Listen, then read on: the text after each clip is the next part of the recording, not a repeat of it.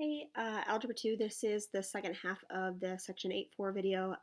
We started talking about histograms and box and whisker plots the last time, and so we're going to kind of continue talking about those today. We are starting with example 3, and the difference this time, as opposed to the last video, is this time we're creating two histograms right next to each other so that we can use those histograms to kind of compare the data that we have here, okay? And instead of doing these by hand like we did on the front side here, okay, so this histogram that we have, histogram is kind of just like a bar chart where all of your bars are touching, and we're looking at kind of the distribution that we have. Rather than doing that by hand, I'm going to show you guys how to do that using Google Sheets. Okay, so in this example, just to kind of give us some background, they're giving us test scores from Mrs. Morash's class, and we have Chapter 3 test scores and Chapter 4 test scores. So we're going to look at a histogram and kind of like the shape of both histograms, and then compare them, to kind of see if we note any significant things about the graphs. Okay, so what I've gone ahead and done is I've taken Chapter 3 and I've listed them out over here, and I've taken Chapter 4 and listed them out over here. And when we do this, when we have Google Sheets do this for us, we can just go ahead and select our data. We don't have to have it in order. So what I'm going to do is I'm going to select the data. This is the data that I have for Chapter 3. So I've selected and highlighted all of those, and then I can just go Insert Chart here. Okay, so I get Insert Chart, and it's automatically going to come up with like a scatter plot, but that's not what I want it to do. Over here in Chart Type, I can switch that chart type to right next to it is a histogram. So this is histogram of Chapter 3, and it shows, there's four scores that are between 60 and 68. There's going to be about 5 scores that are between 68 and 76, 10 scores that are between 76 and 84, and that type of thing, all the way up to 100%, okay? So we've got that data for Chapter 3, okay? So I'm going to slide him over. We're going to make Chapter 4s, and then we're going to kind of compare the two. Okay, so I'm going to highlight the data for Chapter 4. Again, this doesn't have to be in order. What Google Sheets will do is it will automatically put it in order for us and count up and kind of create its own intervals. Okay, so notice that I just hit Insert Chart, and since I had a histogram for Chapter 3, it's automatically kind of assuming that I want a histogram for Chapter 4. Okay, so I'm going to take those and kind of space them out a little bit, so that I can look at both of them at the same time. Okay, all right, and so you don't have to do this on your sheet. Just go ahead and watch what I'm doing here. So I'm going to put them side by side with each other. Okay, and it's only going to be beneficial for me or effective for me to compare these two graphs if they're on the same scale. So notice that this one goes from 60 to 100, where this one goes from 65 to 95, okay? So what I want to do is I want to change those graphs to make them so that they are the same. If I change the axes to, or the x-axis here to be 65 to 95, that's going to cut off some of my data here. So I want to change this one over here to go from 60 to 100 as well, okay? I don't want to change this one to be 65 to 95 because that's going to cut off some of my bars here, but this one I can make him a little wider. And so what I'm going to do is I'm going to double click on this graph, and it's going to bring up that chart editor over here, and I can scroll down to the horizontal axis. Okay, and on the horizontal axis, it gives me all sorts of different things like how do I want the font to be? Do I want the font to be a different size? Do I want it bold? Do I want it italicized? I could do all that stuff. And then here's where I change it. So the minimum value, I want to change that to be 60. The maximum value, I'm going to change this to be 100. Okay, so let's see what happens here. Okay, so now I have both of them from 60 to 100, and I can compare them that way. But then if you look at my vertical axis, which has the frequencies, this one goes up to 10, this one goes all the way up to 15, okay? So I don't want to change this one to be 10. If I change this one to be 10, then I'll lump off the top of this and this whole chunk right here. So what I'm going to do is I'm going to change this one to go from 0 to 15 instead, and we'll see, and then we'll be able to compare both of those. Come on. Okay, I don't want to change those. Okay, I'm going to go down to vertical axis this time instead, and I'm going to go, my minimum value is going to be 0, maximum value is 15. Okay, and it's going to change it that way. So my bars are going to be a little bit shorter, obviously, but then that will allow me to compare these two side by side because they have the same vertical units and the same horizontal units. Okay, so now let's kind of look at both of those and let's see if we can come up with some things to write down on our sheet that talk about the shape of each one. So both of them kind of look like they're a little bit bell-shaped curved. So they're kind of normally distributed. The middle numbers are going to be the ones that have the tallest or the most frequency. So they both kind of are evenly distributed, except the one thing that I do notice is that chapter 4, the range of values is a lot smaller than the range in chapter 3. Okay, so basically these values, or the scores for chapter 4, are a lot closer together. That's between 68 and 92 versus the scores being all over the place from 60 to 100. So these are a lot less spread apart. Okay, so that's what I'm going to put on my sheet over here. Is I'm going to say chapter 4,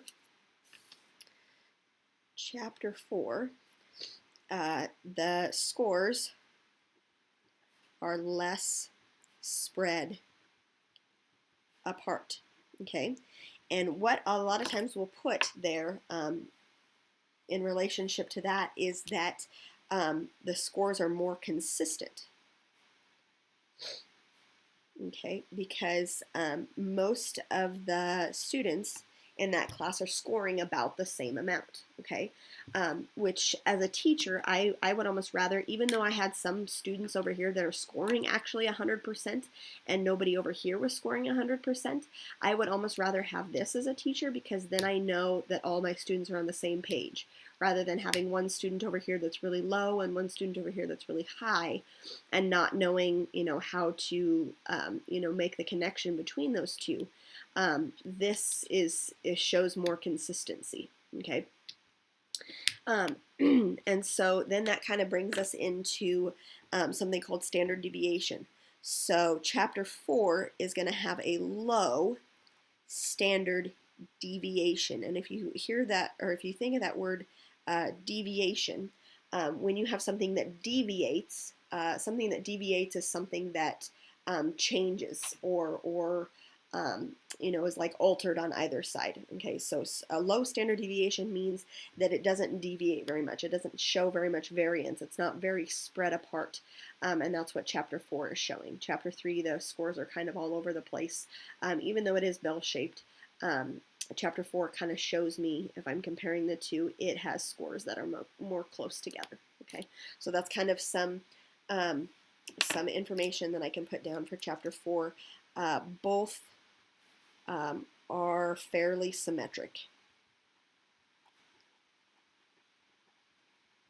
in their distribution. So they kind of both have that bell-shaped curve, even though this one is the same height as this tower here. They kind of both do that, bell-shaped curve. So both are fairly symmetric, but chapter 4 has more consistent scores. Okay, so that I can see kind of from how that histogram is set up. Okay, all right, so we're going to go on to example 4, which is comparing two box and whisker plots. So I'm going to go over here and I'm going to get rid of these two guys, the histograms.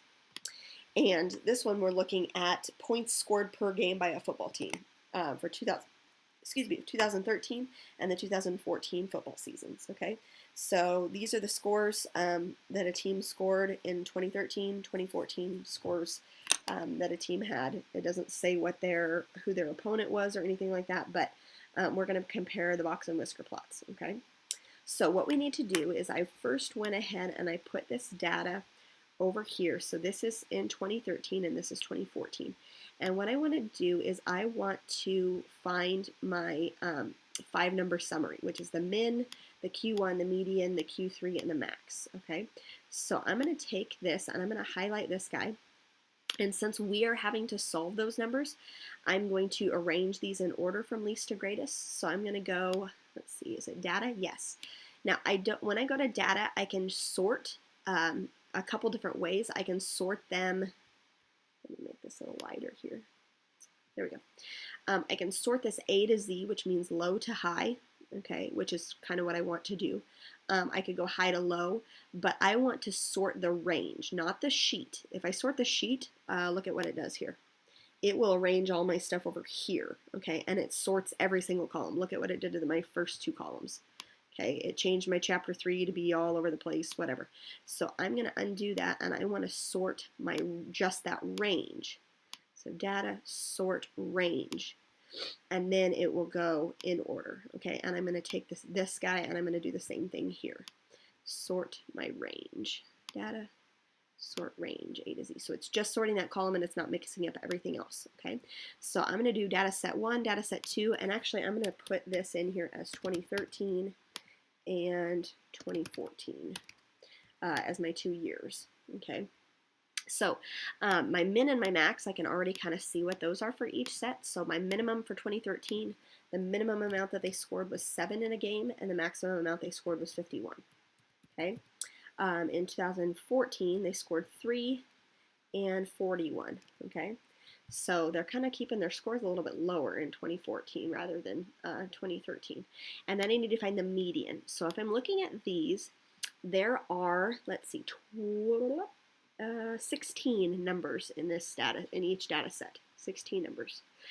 And so what I need to do is, if I'm trying to find the middle number, okay, if I have 16 numbers, I can kind of split that in half into I guess if you kind of look at this table over here, I have 8 top numbers and 8 bottom numbers, okay? So my median is going to be the 8th and the 9th number, because I have numbers 1 through 8 up here, and 9 through 16 on the bottom. So 8 and 9 are going to be my absolute middle numbers. So I'm going to do 1, 2, 3, 4, 5, 6, 7, 8, and 9. These 2 numbers right here. I'm going to put a, what just happened? No. Okay, there we go. 8 and 9. I'm going to put a little box around those guys. Okay, so that's my 8th and my 9th number, and I need to find the average of those 2. So 27 and 27, if I average those, my middle number is going to still be just 27. But if I have 10 and 13, I want to find exactly the middle of 10 and 13. So what I can do is, to find the average, I would do 10 plus 13 and divide that by 2. So 11.5 is going to be my average number, or my middle number, for that guy, okay? And then what I do is, to find the Q1, I'm looking at just this section right here. Okay, so I'm going to dye him here in yellow. Okay, so I'm looking at this top section right here, which is just these 8 numbers right here, and I'm trying to find the middle number there. So the middle number of those 8 numbers would be between the 4th and the 5th number. So I'm kind of looking at these 2 numbers here. That's my 4th and my 5th number. So 20 and 21, the number that's exactly between 20 and 21 would be 20.5. That's going to be my Q1, okay? I'm going to do the same thing for the second half of the data. Maybe I'll make him like, I don't know, this teal color, okay? My 4th and 5th number there, 1, 2, 3, 4, and 5, would be the number 30. Okay, so I'm looking at those 2 numbers to figure out my Q3. So halfway between 30 and 30 is just 30. That's going to average out to be 30. Okay, same thing here. I'm looking at the 4th and 5th number here. So exactly between 6 and 7 is 6.5. That's going to be my Q1. And here between 20 and 21 is going to be 20.5. 20.5. Okay, so now I have my 5-number summary for both of those pieces, and what I'm going to do is I'm going to say, Google Sheets, make me a box and whisker plot. Okay, now I'm not real happy with the box and whisker plot that Google Sheets makes. It makes the box and whisker plot actually like up and down. You could do like a Google add-on that would make a really nice box and whisker plot, but I'm just going to leave it the way that they have it here. If I go to, let's see, insert, so I selected those 2 columns, and I want to select my headings as well. My heading is technically 2013, 2014, and then I select those 5 numbers, and I'm going to go insert chart again, okay, and it's going to give me some really weird things, but I want to change that. It's doing a column chart right now. I'm going to go all the way down to the bottom here, okay, and it's going to be called a candlestick chart, okay? So if you kind of look at this little diagram here, this looks like a box and whisker plot, but the box and whiskers are actually going up and down, Okay, which is okay. Ugh, column 1 must be text. Well, I don't like you very much. Let's do, I'll just change it back. Set 1 and set 2.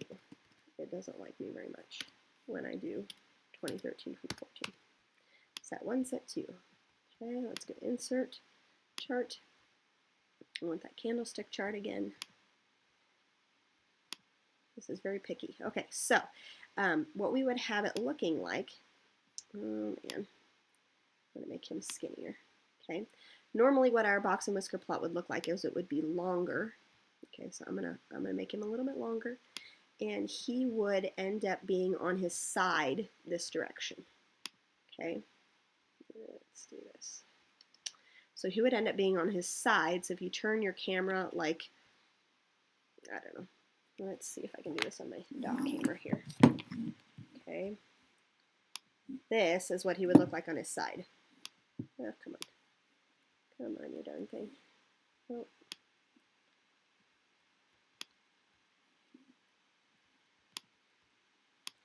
Okay, this is what my box and whisker plot would look like if it was on its side, you know, perfectly like that. That's what he would look like. Okay, so I can see that my set 1, which should represent my 2013, those scores were a lot higher than what my set 2 was. Okay, so 2014 data, those scores were a lot lower. The 2013 data, those scores were typically a lot higher. They were scoring more touchdowns, I guess, in 2013. So given that information as like a head coach or something, you know, I could use that to say, you know, maybe our offense was really kicking butt in this, you know, in this year, but then our offense kind of took a hit and we didn't have as very good offensive players in the second year, okay, because we weren't scoring as high in that case. So that's just kind of some information that I can put down on my sheet here. So let's go ahead and do that. Again, I don't like the way that Google Sheets kind of does that box and whisker plot, but reading it sideways, that's just kind of how that works. So use a graphing utility to create a box and whisker plot for each data set, then describe the shape of each distribution. So I'm going to put like higher scores in 2013, lower in 2014. Okay, typically on average. Okay, compare the distributions either using the means and standard deviations with a 5-number summary. So basically on the 2013, he is going to be skewed more negative. So 2013 data, if we go back to like the negatively skewed, positively skewed, okay, and again, think about this as being sideways. He is going to be more negatively skewed for 2013, meaning that most of my data is up higher. And so he's negatively skewed. He's more positively skewed in the 2014. Okay, so 2013 is negatively skewed, and 2014 is going to be more positively skewed. Okay, none of them are really symmetric. Because my whiskers are shorter on one end and longer on the other, or longer on this side and shorter on this side. So that's kind of what that distribution will look like. But this allows me to compare, you know, two things at one shot and kind of show you that, you know, that's how my data set breaks down. Okay. So box and whisker plots versus histograms, putting them side by side can really help to break some data down. This is really hard for me to explain on a video, so I apologize if this has been kind of confusing and kind of a long process. But I'm trying to do the best I can. This is a hard chapter to go through online. Okay.